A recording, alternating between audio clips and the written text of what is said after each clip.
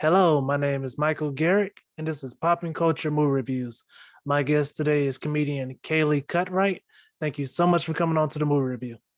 Hey, Michael, how's it going? Good, good. Guys, Kaleigh Cutright is a hilarious comedian. If she's in your city, please go see her. The movie that we'll be reviewing is Young Frankenstein. Kaleigh chose the movie. This will be a 100% spoiler review, but before we spoil it, Kaleigh, do you believe they should watch it? Definitely. Like, definitely, yes. There's something for everyone. Yes, yes. Guys, I agree completely also. This is a hilarious film, classic. Um, have nothing but good things to say about it. Please go watch it and then come back to watch the review. But if you've already seen it, please stick around and enjoy the review. All right, I repeat again, everything after this is 100% spoilers. Um, Kaleigh, for people that don't know, and of course we're both young, we don't know, and we don't know in particular because we weren't alive. But if you would imagine, how popular is Gene Wilder when this comes out? So this came out in the 70s. I don't remember. I think it was 74, Yep. but I don't remember. And he was definitely popular. That was around the time that like Charlie and the Chocolate Factory came out and the movie he did with Woody Allen. So it was definitely his heyday, which I don't think was long enough because I think he's brilliant. But it came out around a time where he was popular. He might have Yes. been, if I had to guess, I'm thinking he'd be like one of those quintessential comedy actors like Will Ferrell or um, like Ben Stiller or Steve Carell, Owen Wilson, like Vince Vaughn, that kind of like goofball wavelength. Jim Yes. Carrey. Yes. Um, Fun fact, I did a little research. Mel Brooks did not want to do this movie. Uh, I did hear that. yeah, Gene Wilder had to like really like, hey, come on, let's do it. Like, like, please, let's do it. Um, Guys, this movie's in black and white, but of course it was made in 1974, so they had color. Do you think choosing black and white helps this film? Um, it's perfect because the beginning is in color, right? The very beginning, which is present day for the 70s, is in color. And it was such a brilliant choice to throw it into black and white when he doesn't literally go back in time, but like they're kind of like it's like an homage to the original Frankenstein movie. So I think that was such a good choice. And you're not expecting it because it just happens in one scene. So um, it signifies that the movie is going to be totally different. Yes. Um, Also, did you like the fact that they made him the great grandson? Yeah, I did because in the beginning, he goes by Frankenstein, where he's trying to distance himself from his roots, from his radical great grandfather, and it's funny to see that evolution in the movie. So I like that they did that way at first. Yes, yes. Um, Mel Brooks, just focus on him. He's done so many good parodies throughout his whole career. When he works on when he directs a parody, he really knows how to film it, and he really knows how to emphasize certain jokes and how to like really stretch them out. Um, what This movie is also very quotable. Do you have a very favorite quote from this movie? Um, yeah, it's probably whenever they talk about Frau Brucker and then the horses start to like whinny, like no matter where they are, like the first time they see her, she's ugly. She's kind of like it's jarring to look at her and then like Frau Brucker, and then there's like these horses, and it's funny because they keep that going the whole movie. If someone is just mentioning her, she's nowhere around, horses are nowhere around, but they say her name and then the horses continue. Um, I think that's so it's clever, and he's this way a lot where it's like clever because it's slapstick where you wouldn't expect it. Yes. Um, the music, which this music has like the tone that you would see in a regular Frankenstein movie, but it's also just put in scenes where it makes it even funnier, in my opinion. Hmm.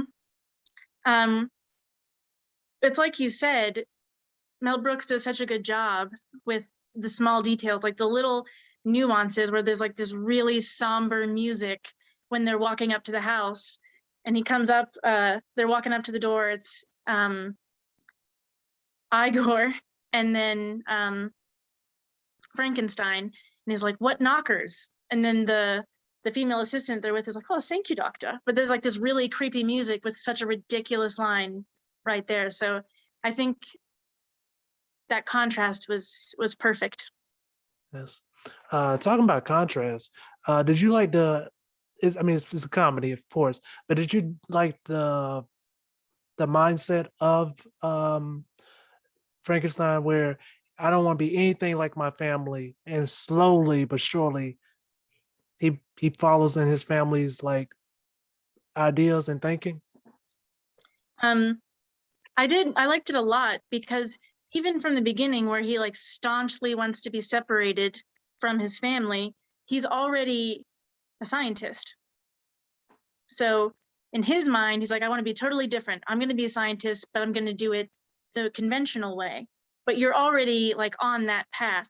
And what's so fun is to see him like that again, that evolution of like absolutely not to where he accepts it and is actually excited about it. And he's like, I'm Frankenstein, like he declares it, where uh he accepts it and embraces that he is a Frankenstein. And Yes. he's just as crazy and fucked up as his great great grandfather. So, Um, when you see this film, with the pacing wise, is there any part of this movie that you would take out?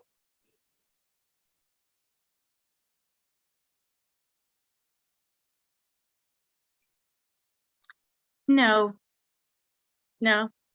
Yeah, Because I me was either. trying to think of like even when Frankenstein's monster kind of wanders around like alone, um, you miss Gene Wilder and the rest of the cast, in those scenes without him, and you wonder like how this little, like how not little, this big huge monster is going to do on his own. But even still, I think that's an important part, and it's still funny. Like when I don't remember who it is. There's a woman, then the monster ends up having sex with, and she like hits that high note or whatever. It's so ridiculous, but so I think that would be like the least needed scene, and it's still something I wouldn't cut. So, Yes, yes. Um, if they were to remake this film, who would you get to play the lead character? it's funny because I just mentioned a bunch of guys. So when I'm trying to think of like the character and Gene Wilder, and the reason I really love Gene Wilder is because he's so good with nuance. Like it can make all the difference the way he's delivering a line.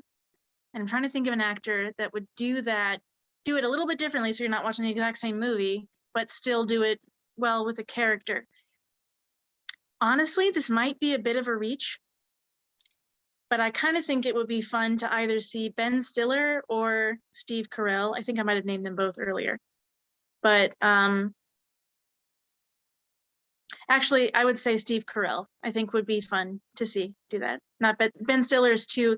I can't get him. He's done a lot of rom coms, so I can't get him out of my mind in that way. So, final answer. I think Steve Carell would be fun. Nice, nice. Uh, it's iffy with this guy, but I really think Little Real Harvey might be able to pull it off too. Okay.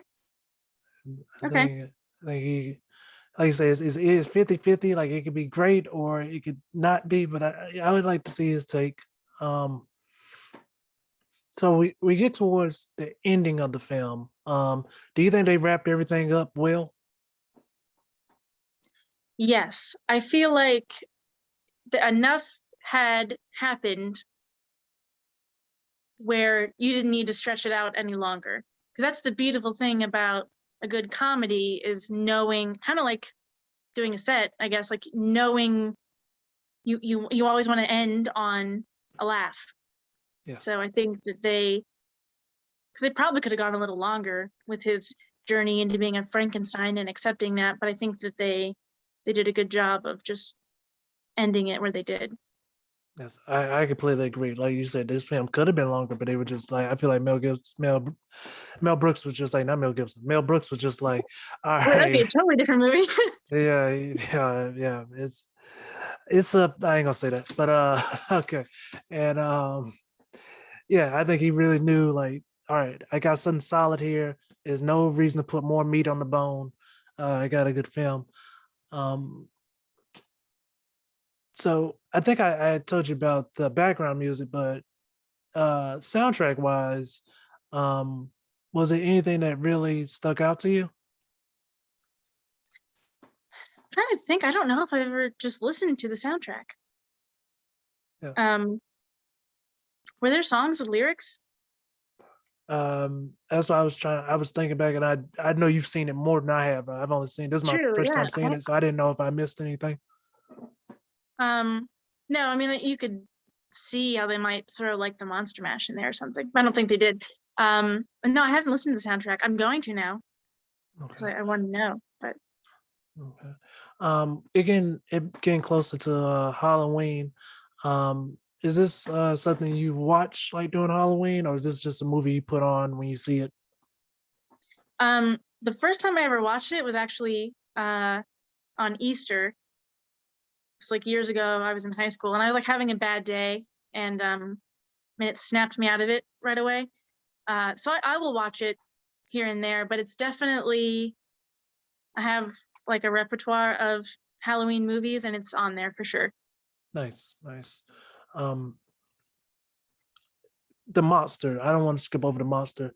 The guy that plays the monster, I think, like in general, like of course it's a comedy, but I think he nailed the walk. I think he, is parody, of course, so it didn't have to be perfect. But in my opinion, he was very faithful to the original material when it comes to the walking and I guess the way he would talk. Yeah, he did. So like I didn't realize even the first time I saw it that that is Peter Boyle, who's the dad from Everybody Loves Raymond.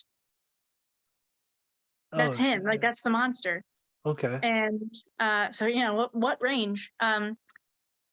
But when I see it now, I can see it like in his face. But yeah, he did a good job, just like the rest of the movie. They were all on the same page of like, this is gonna be like Frankenstein, but it's Mel Brooks, so it's gonna be funny.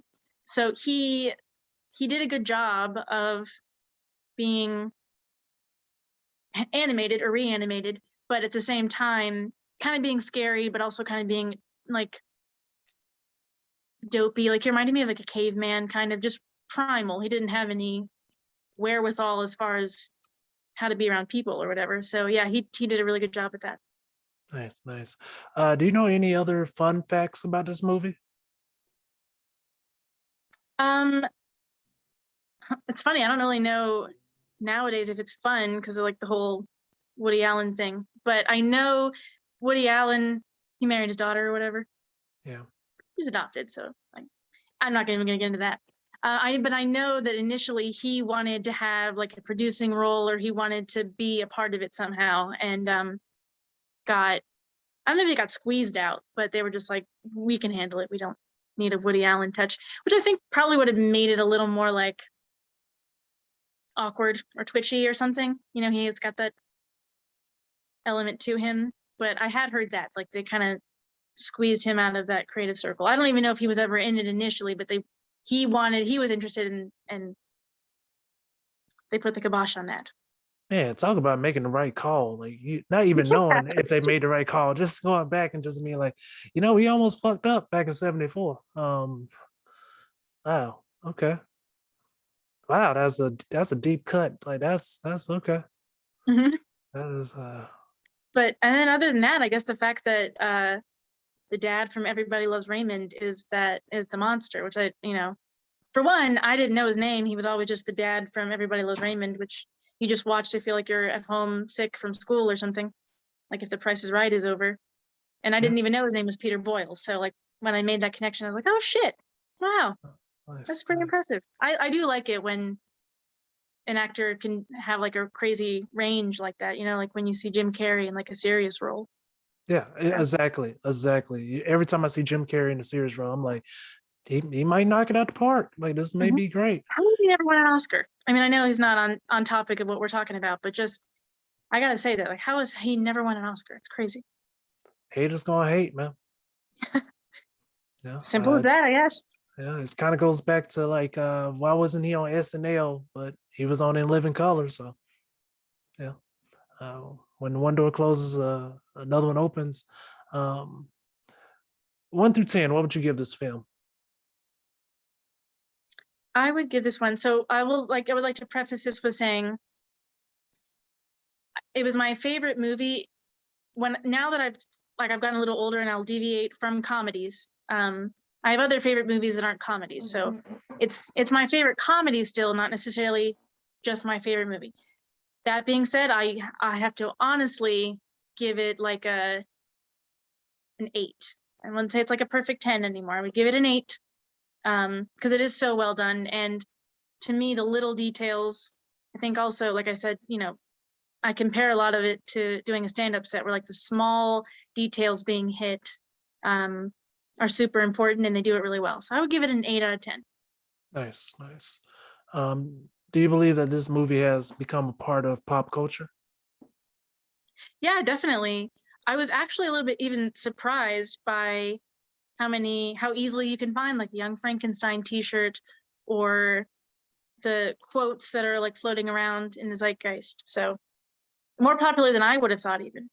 Yes, they have remastered the hell out of this movie. Like it's like at least 8 remasters I saw. Huh. I said I haven't paid attention to that, but maybe I'll look and see what like you can see like each curl in Gene Wilder's hair now or something. I it I just when it came up, I just saw like they were remastering this one. It was on VHS, so like you know, it's a bunch of them. Um, and the cover arts are all different, so I think that's part of it too. Like they did great with the cover art. Hmm. Um, cool. Um, well, thank you so much for coming on the movie review. Is there anything you want to say to your fans? And please tell them where they can follow you. Hi fans, check out this movie, especially if with Halloween coming up. I think it'll really get you in that spooky state of mind, and it's funny, so you can't go wrong. And as far as where you can find me, pretty much Instagram is like my main. Just look up my name, and I'm the one that looks like me, and that's where my shows will be and my general opinions or silly pictures. So Nice, nice. Guys, please follow her. And like I said, if she's in your city, please go support her. Thank you guys for watching and listening, and have an amazing day.